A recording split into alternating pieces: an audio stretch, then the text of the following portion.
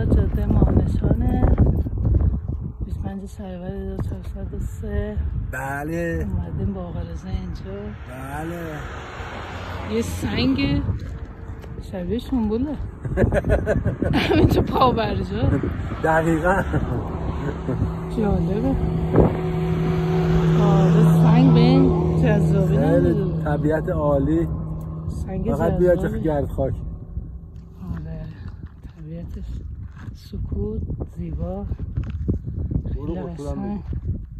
بچخ این برو میگیم دست راست. قشنگ. منظره ها کوههای قشنگی داره. به به چه کوههایی.